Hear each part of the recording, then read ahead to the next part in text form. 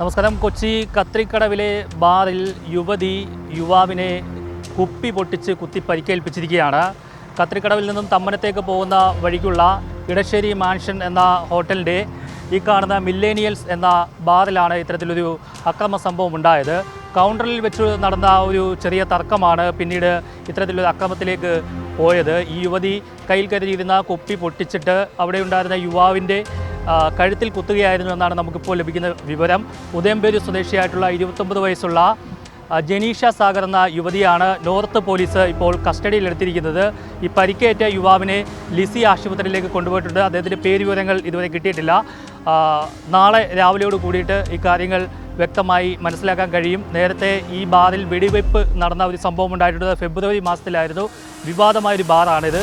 ഇവിടെ സ്ത്രീ സൗഹൃദ ബാറാണ് നമ്മൾ ഈ പിന്നിൽ കാണുന്ന മില്ലേനിയൽസ് എന്നുള്ളത്. ഇവിടെ ഫാമിലിയായിട്ടും അല്ലെങ്കിൽ കപ്പിൾസും ഒക്കെ ആയിട്ടും ഇവിടെ എത്തി ഇവിടെ മദ്യപിക്കുന്ന ഒരു സ്ഥലമാണ്. ഇന്ന് രാത്രിയിൽ, അതായത് ഈ ശനിയാഴ്ച രാത്രിയിൽ ഇവിടെ ഒരു DJ പാർട്ടി നടന്നിരുന്നു.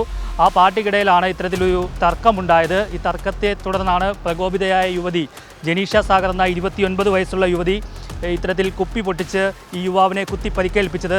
ഈ സംഭവം അറിഞ്ഞ് ഉടൻ തന്നെ ഏകദേശം 10:30 മണിയോടെയാണ് ഇത്തരത്തിലൊരു സംഭവം നടക്കുന്നത്. സംഭവം അറിഞ്ഞ് ഉടൻ തന്നെ എറണാകുളം നോർത്ത് പോലീസ് സ്ഥലത്തെത്തി. കൂടാതെ മറ്റ് എയർ ക്യാമ്പിൽ നിന്നും കൂടുതൽ പോലീസിനെ ഇവിടെ എത്തി ഇവിടുത്തെ കാര്യങ്ങളൊക്കെ നിയന്ത്രണ വിധേയമാക്കി. പിന്നീട് ഈ പരിക്കേറ്റ യുവാവിനെ എത്രയും വേഗം തന്നെ ലിസി ആശുപത്രിയിലേക്ക് കൊണ്ടുപോയി. ജനീഷ സാഗറിനെ നോർത്ത് പോലീസ് കസ്റ്റഡി എടുത്ത് ഇപ്പോൾ സ്റ്റേഷനിലേക്ക് കൊണ്ടുപോയിരിക്കുകയാണ്. അനന്തര നടപടികൾ ഉണ്ടാവും. എന്താണ് ഇതിൻ്റെ പ്രധാനപ്പെട്ട ഒരു കാരണം എന്നുള്ളത് നാളെ രാവിലെയോടുകൂടി തന്നെ മനസ്സിലാക്കാൻ കഴിയും എന്നാണ് പോലീസ് പറഞ്ഞത്. ഇത് മദ്യപിച്ച് ഉണ്ടായ ഒരു തർക്കമാണ് എന്ന് ഈ ബാർ ജീവനക്കാർ പറയുന്നുണ്ട്. കൊച്ചിയിൽ നിന്നും R. പിയൂഷ്, മറുനാടൻ TV.